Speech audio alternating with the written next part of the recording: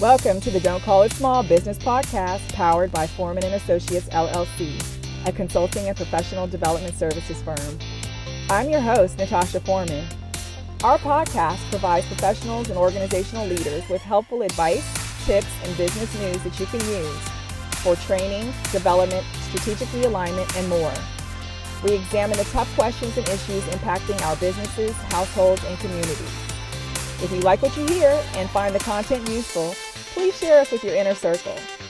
Now that we've covered that and you've learned a little about us and why we do what we do, let's get to work. Join us for today's episode.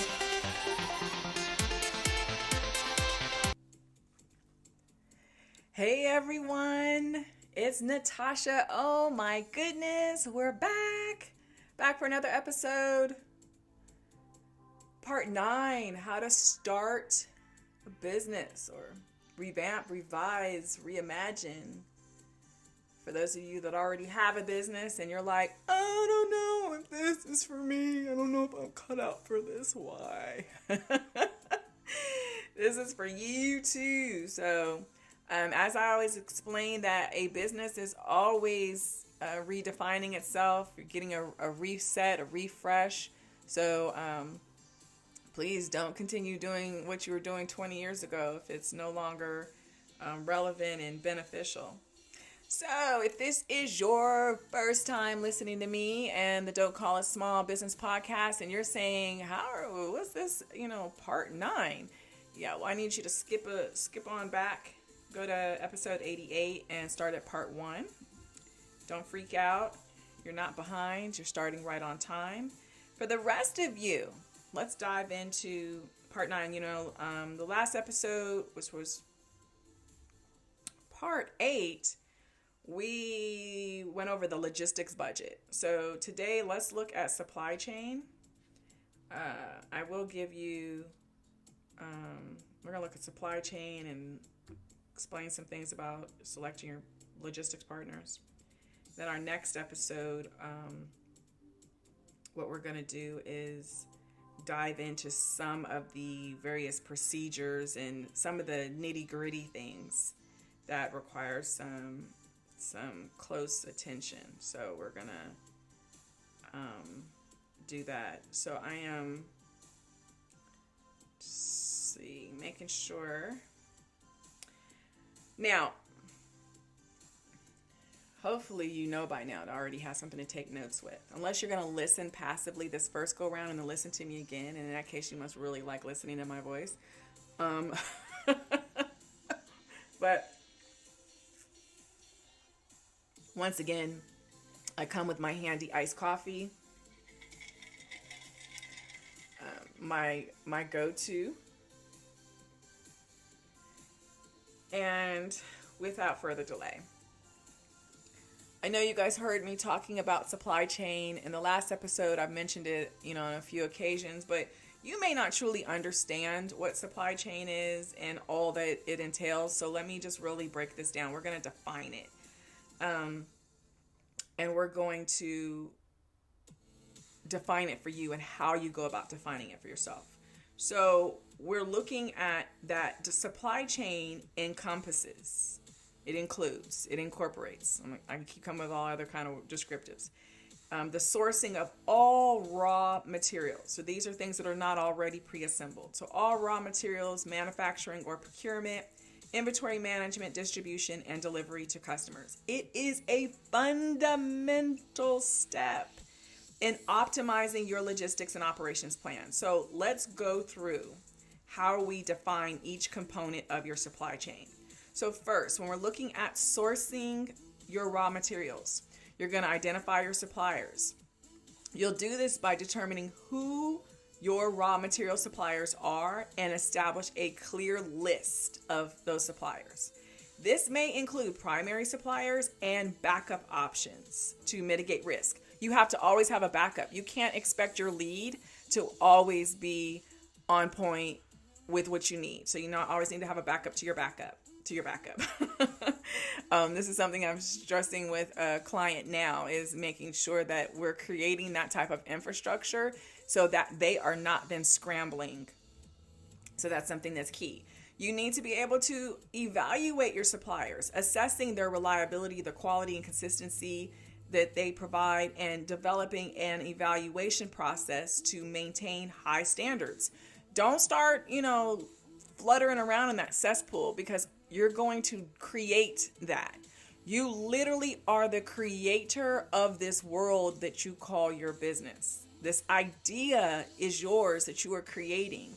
So every person, every element that has a touch point with this idea, you are responsible for. So don't call yourself being cheap. You're going to get cheap. I'm just stressing that. Lead times. You need to understand the lead times for sourcing raw materials. That includes order lead time and delivery lead time. Don't assume that, we have this microwave mindset. Like, I want it now, so I should get it now. Here's the thing. That's only in your mind. And even in your mind, it's slow to deliver. Last but not least, when we're looking at raw materials, we have to do a cost analysis, where we're going to analyze the cost structure, negotiation strategies, and long-term contracts with your suppliers to ensure what? Cost efficiency. So you need to be on point with that. Now, 2, let's look at manufacturing or procurement. You have to determine that strategy, deciding whether you will manufacture products in-house or procure. You're going to get them from suppliers. You'll have to consider factors such as cost, expertise, and production capacity. Sometimes people want to do it themselves, and you really don't have the capacity to. You don't have the experience, the skill set, the expertise to do so, and you blunder it, and then you waste money and time is money. So with that, you need to really determine, just because we can do it doesn't mean that we should do it. Quality control. You need to implement the measures for quality control to ensure that products meet your specifications and standards. Set them high and aim for them. Especially if you know your customers, that's their expectations as well. Production planning. You will develop the production schedules and planning to meet customer demand while minimizing the excess inventory. Remember, we're trying not to necessarily overstock, because you can end up having some spoilage and different things and whatever. You can have some things that end up, getting broken in transport, or just because there's so much inventory, it can also be misplaced. There's just a lot that goes into that. What else? Lean practices. So we need to consider implementing lean manufacturing or procurement practices to reduce waste and improve efficiency. 3, let's look at inventory management. We're looking at the factors that make up inventory management. First is inventory control, and this is where we're going to establish those inventory management procedures to control stock levels, which will include our reorder points, our safety stock, and our economic order quantities. We're going to track our inventory using tech such as barcoding, RFID, or inventory management software to monitor and track inventory in real time. You can also use, other types of factors as well. Forecasting. We're going to utilize demand forecasting methods to predict. We're going to look down that telescope, look through, and we're going to futuristically predict our inventory needs and plan accordingly. Or it's not going to be something that's bodacious. There we go with those, my 80s words. But it definitely needs to be something that is feasible and challenging, right? So it has to make you salivate and sweat at the same time. And then we have to plan accordingly. And then just in time, being able to implement just in time inventory practices to minimize holding costs and improve our cash flow. Now, our fourth component is distribution. And let's look at what makes up distribution. People say it, but sometimes people don't understand it. So our distribution network is one element. This is where you define this network, and that includes the number and location of distribution centers or warehouses that you will be utilizing. The second is transportation modes. You have to determine whether you're using trucking, air, sea, rail, all of them. Magic Genie, what? and and how these modes will be used to move products between your distribution points. 3 would be route planning. You have to optimize this for efficient and cost-effective delivery. Sloppy planning in this area is going to always cost you time and money. Packaging. Design your packaging that ensures product safety and minimizes damage during transit. Remember, I mentioned earlier, so we can have overstock and then end up having packaging that is flimsy or cannot withstand being jammed in certain areas because there's not enough floor space or shelf space for the inventory, and then the product gets damaged. And then what happens is that there's now a decision that has to be factored in as to whether or not you sell that product at a reduced cost or whether or not it has to then come back for repackaging, which then entails added cost. 5, delivery to customers. Let's look at what goes into that. 1, we have our customer segmentation. This is where you're going to identify those different customer segments and their unique delivery requirements. So remember, in the marketing phase, we definitely broke down our customer segments. So now you're having to factor in, great, what delivery requirements are we going to have to focus on that are uniquely aligned with these specific segments. 2, delivery channels. You have to determine those different channels such as direct shipping, retail stores, e-commerce, or if you're using 3PL providers, the third-party logistics providers. 3, on-time delivery. So you would set on-time delivery targets to meet the expectations of your customers and any contractual obligations that you have. Last but not least, your customer communication. You have to implement a system for tracking and communicating delivery updates to your customers. They need to stay in the loop. I ordered something not too long ago from, and a great example or somewhat of Amazon. I ordered something, it was supposed to arrive same day. They notified me that it was delayed. Then they notified me, oh crap, it may be lost. And I'm like, how's it lost? It's just some books I need to give to a client.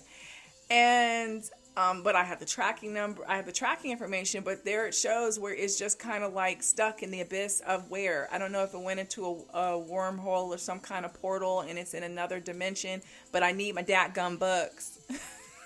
But the great thing about Amazon's system, how it is configured, is that it immediately gives you the option to request a refund, reorder, whatever the case may be. Those are all built in. And see, that's where you see the logistics and operational planning that factors in and how they utilize technology to do so. So kudos to them. Poo-poo on whichever driver dropped the ball.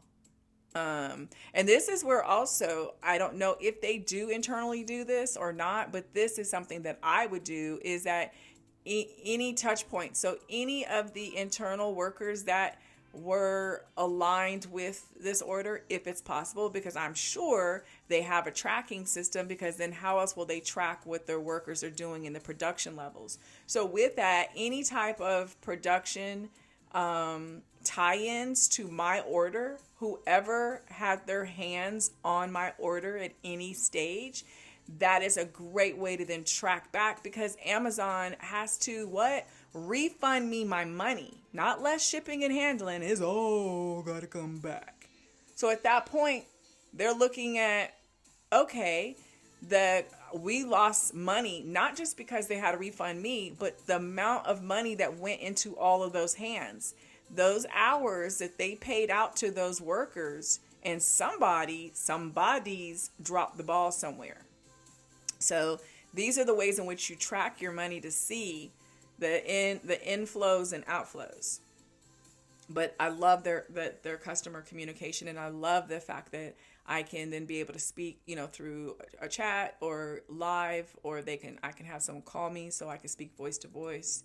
It's a really great system. It is something that I believe that a smaller enterprise can replicate certain elements of. Of course, you don't have Amazon money, but you can replicate some of these elements in your own internal infrastructure so that you can create an experience that is definitely one that would generate customer loyalty. Now, throughout the supply chain, It's essential to what? I've always said this, the KPIs, right? You have to establish those key performance indicators to measure your performance and identify areas for improvement. We always have to improve.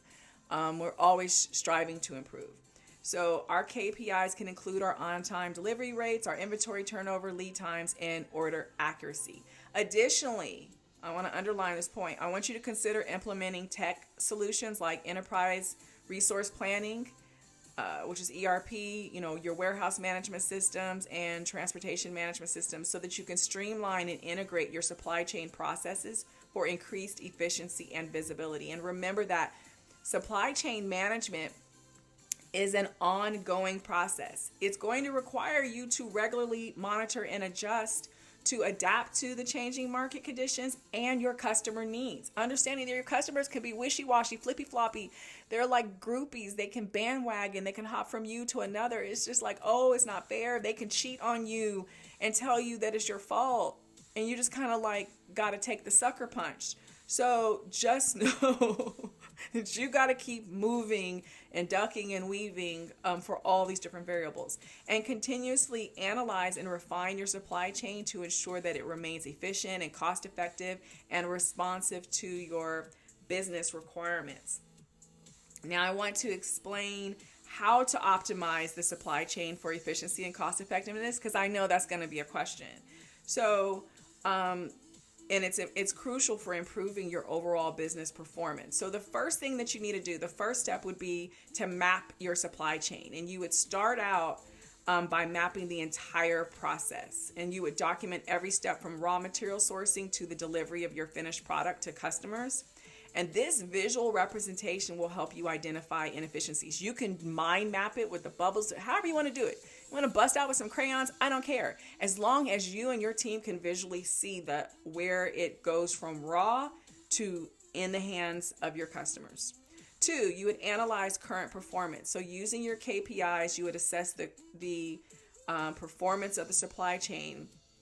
And once again, just to reiterate, those common KPIs, and I'm doing this because I need it to become part of you and part of the recall that you utilize. I don't want it to be where you're just trying to memorize and regurgitate. It needs to be the essence of you, so that even if when you delegate this to someone else, you know what they're talking about. You don't look like a complete idiot and they know it. And what you don't want to ever be in a position of is to not know a little bit of something, so that you can speak confidently about it, but also so that people can't take advantage of you for not knowing. There are a lot of people out there that when they see you and they're like, oh, he's an idiot, let's go ahead and just rake through him. You're not leaves. No one's supposed to be raking through you. So don't act. I want you to be a tree, but I don't want you to be the leaves on the ground being trampled on. Does that make sense? All right. So that's that. Now, let me see. The common KPIs are on-time delivery rates, inventory turnover, lead times, and transportation cost. You should be able to just roll through those for your logistics. On-time delivery rates, inventory turnover, lead times, transportation costs. Make a little catchy tune to it. 3, demand forecasting. You'll implement these methods to better anticipate your customer needs and align your production and inventory levels accordingly. So you would use any historical data that you have, market trends, and customer feedback to refine your forecast. And we've talked about this multiple times. You need that customer feedback to see if you're doing what you're saying you're doing it at the quality and the care and the consideration and the time that you say that you're gonna do it. If not, then you need to fix it. 4, inventory management. You need to implement these practices to reduce your carrying cost while also ensuring product availability. It's a tricky, it's a little, dance that goes with this. So this includes setting optimal reorder points, safety stock levels, and utilizing technologies like the RFID and barcoding for real-time tracking. There's other tracking technology that you can utilize as well.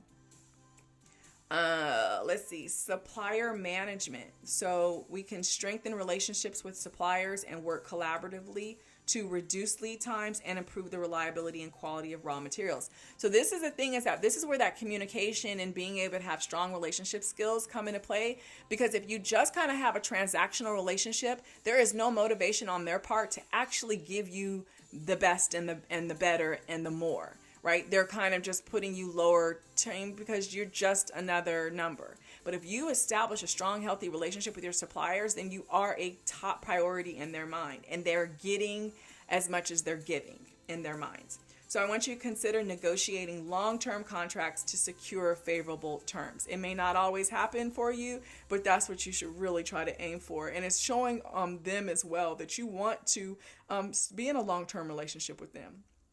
Right? This isn't a booty call. This isn't you really want this, and you want it with them, and being able to explain and articulate why you want them over their competition, because they're not the only ones in the game. Why are you selecting them? Why do you want this relationship with them? You need to know this as much as they do. 6, lean principles. So I want you to apply these principles such as just-in-time inventory management and continuous process improvement so that you can minimize waste and reduce excess inventory and enhance your overall efficiency. A 7th step would be transportation optimization. This is where we're going to use those modes and routes to reduce our shipping costs and our delivery times. And I want you to consider using transportation management systems for route planning and optimization if this applies to your company and your industry. 8, warehousing efficiency. So we're going to streamline our warehouse operations by organizing layouts for easy access and efficient picking and packing. And we'll implement our warehouse management systems to improve inventory accuracy and order fulfillment. And I know for those of you that are solely a supply business and you're like, well, I don't have warehouse, I will dedicate, a segment an episode to talk to service only providers so that I'm making sure that I meet your needs and I'm helping you be able to address the needs before they become an actual need. So I'm not leaving you out. There's certain things that do apply with you in this context, and there's other things that just don't. And I will make sure that I dedicate an episode for that for you. All right. 9, supplier and carrier collaboration. So you'll need to collaborate with them to improve communication, reduce lead times, and coordinate deliveries more effectively.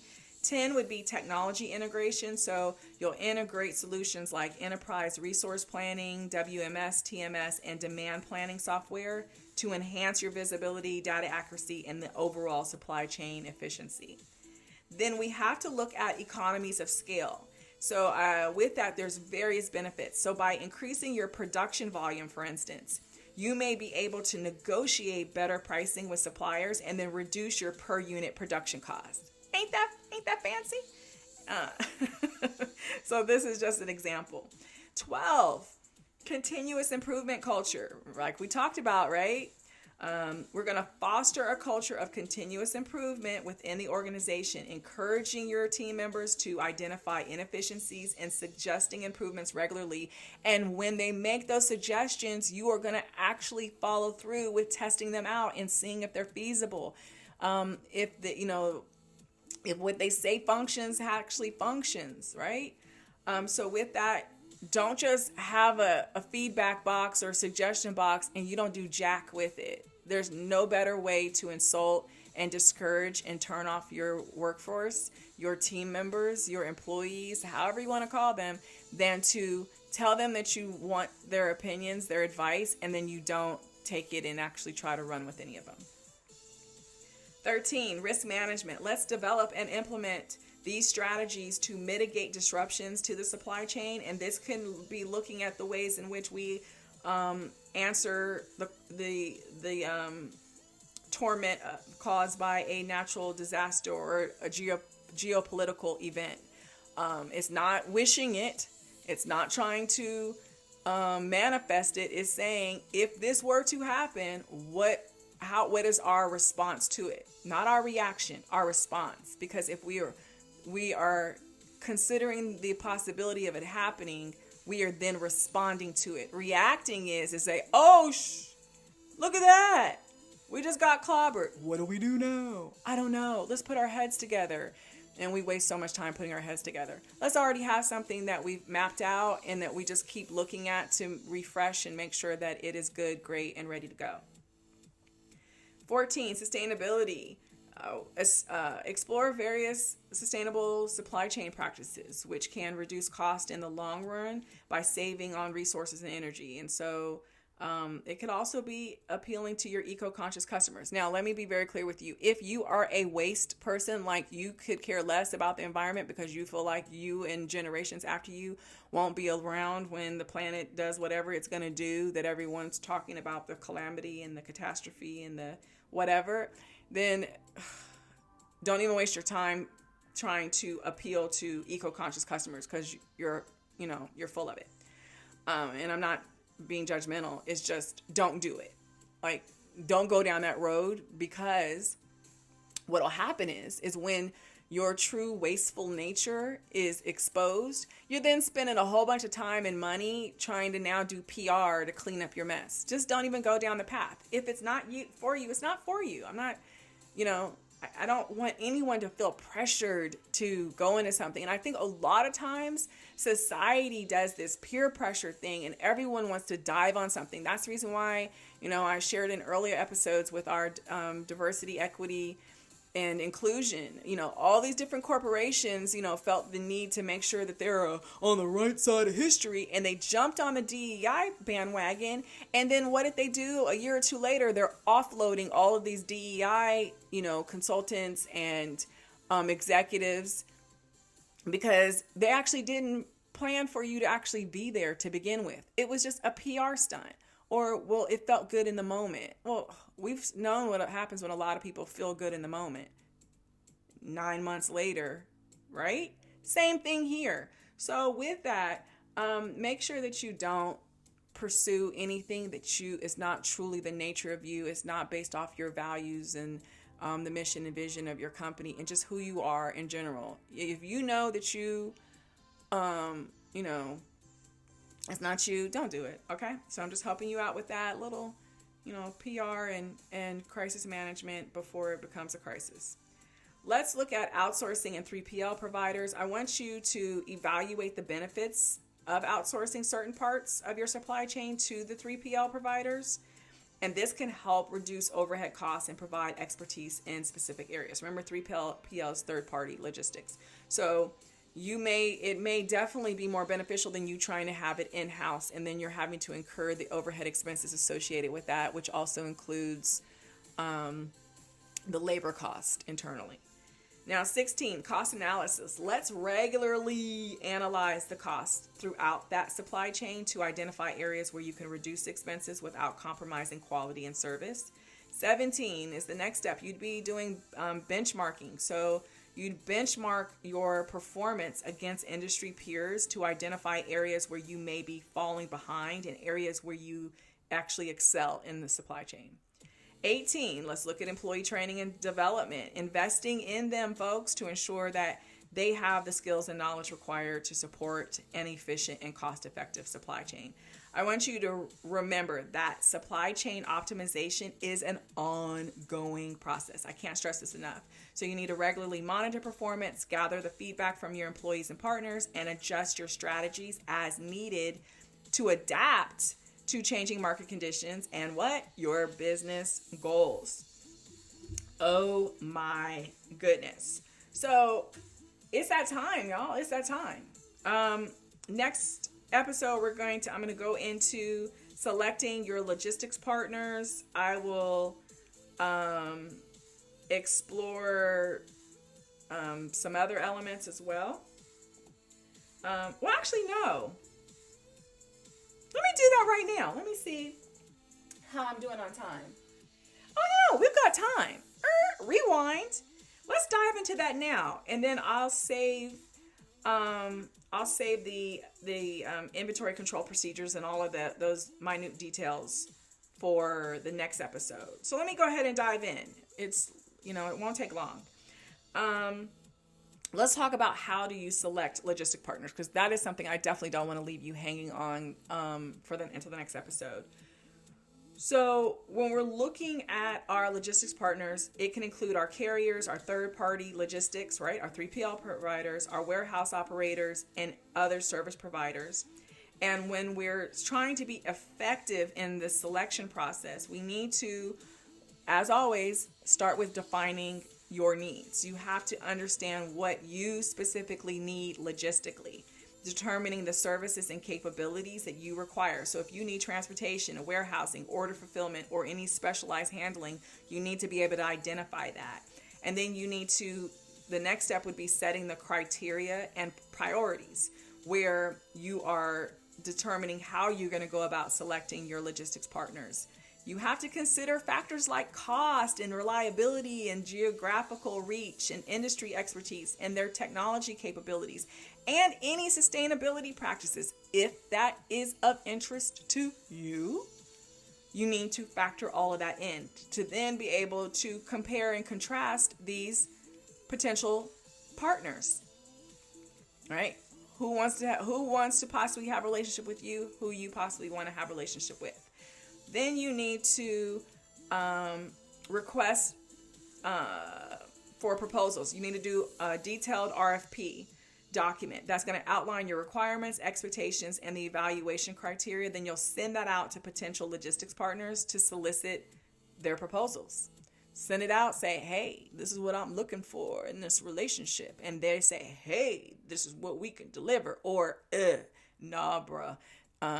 We're not down for that. You may need to go look over at another company. So that is something that's important. 5, evaluate proposals. You need to then review them assess their ability to meet your criteria and prioritize those that align best with your needs and your objectives. So who really is looking like they can walk the walk, but also who do you want to walk that walk with truly? And what are they asking for in exchange in this relationship, right?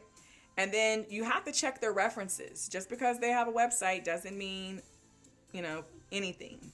So contact their references that they provided to validate their claims and inquire about their track record, their reliability, and their responsiveness. Folks, these individuals, these suppliers have a major influence on your business. Your customers are pounding at the doors, so to speak. You have to make sure that you have a strong relationship with someone that is reliable and has the same or higher standards as you do, and that they can respond on time and that they have a solid, track record. And you need to, if possible, also conduct site visits or virtual tours of their facilities or their operations. And this can provide firsthand insights into their capabilities and their professionalism. You can have, something and then they look good on paper, but they're actually, janky. 8, assess technology capabilities. You need to evaluate the tech and the systems that they use, ensuring that they can provide the visibility, the real-time tracking, and the data exchange that aligns with your requirements. And then 9, the financial stability is looking at them and the potential that they have. And you want to work with companies that have a strong financial foundation to ensure long-term stability and reliability. If they are always in the hole, there's always a struggle. Yeah, that's not good. It's not good at all, because you may have major gaps in their ability to supply. And then who is to blame? It's you. And who are your customers blaming? You. And at some point, where are your customers going to go after they ask for a refund? They're going to go to your competition. So let's be clear with that. Let's see. What else? Did I scroll too fast? I did. I scrolled too fast. And what else? Financial stability, sustainability, and compliance is number 10. So I want you to check if they adhere to any environmental sustainability practices and ensure they meet any relevant industry regulations, and safety standards. So this is not just the aren't the eco-conscious. This is making sure that they are also as compliant as you, and they follow safety standards. All right. 11, scalability. Consider the scalability of their operations. Can they grow as your demand grows and as your operations grow? Because you need to have a partner that can adapt to your changing needs as you grow. 12, negotiate contract terms, including pricing, service levels, performance metrics, and any service guarantees, ensuring that all terms are clear and well documented. Dot those I's and cross those T's, folks. 13, service level agreements, SLAs. They define that these agreements will, well, let me back this up. You're going to have to define that they specify performance expectations and consequences for non-compliance. So they help ensure accountability. It's breaking everything down so that everyone knows who's responsible for what the expectations are, and what will happen if they drop the ball and are non-compliant. 14, insurance and liability. You need to verify that these partners have appropriate insurance coverage and liability protection in case of unforeseen events or accidents. 15, compliance with your company culture. So, what's their company culture like, and what are their values? Do they align with yours or not? What's the deal breaker from your vantage point? Cultural compatibility can lead to smoother collaboration and better customer service. So if you guys are at the, opposite ends of the spectrum, can you meet somewhere in the middle, or is that just an absolute deal breaker? Don't get in bed with, this other company, so to speak, and that you're incompatible, because it's a recipe for disaster. You're just waiting for something to happen. 17, legal review. You're going to need to consult with legal counsel to go over those contracts, finalize them, and any agreements that are made to protect your interest and to define any dispute resolution procedures. And then 18, you need to pilot those projects, right? If you can, if possible, start with a smaller pilot project, or a trial period with whatever logistics partner that you select to assess their performance before committing to a long-term partnership.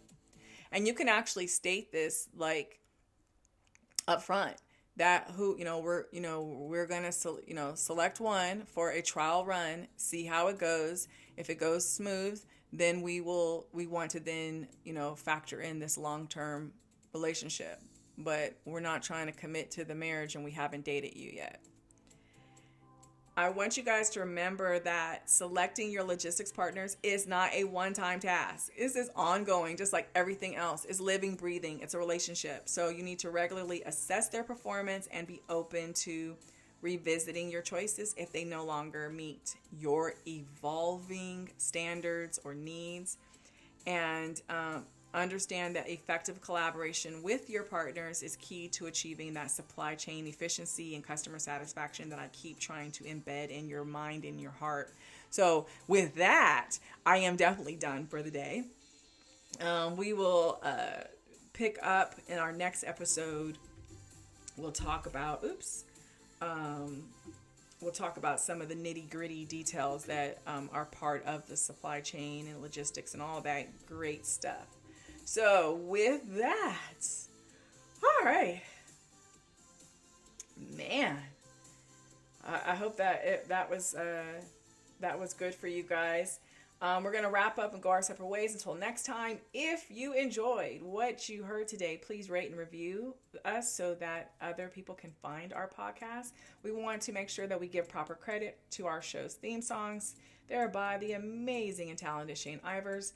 I truly, truly, truly, from the bottom of my heart, thank you for tuning into the Don't Call It Small Business podcast, for sharing these episodes with others, and for your continued support. Don't forget what I tell you on each and every episode. Don't call what you're planning, thinking, dreaming, or doing, little or small. Go big, go bold, or go nowhere. I'll see you guys in the next episode. Take care. We hope you enjoyed today's episode. If so, there's 4 things that we ask of you. First, please leave a rating and review. Second, be sure to connect with us on social media. Third, head over to foremanllc.com/podcast to sign up to our email list. And fourth, check out all the links and resources in the show notes. Thank you for tuning in to the Don't Call It Small Business Podcast, for sharing these episodes with others, and for your continued support. And don't forget what we tell you on every episode. Don't call what you're planning, thinking, dreaming, or doing, little or small. Go big, go bold, or go nowhere. We can't wait to reconnect with you soon. See you next time.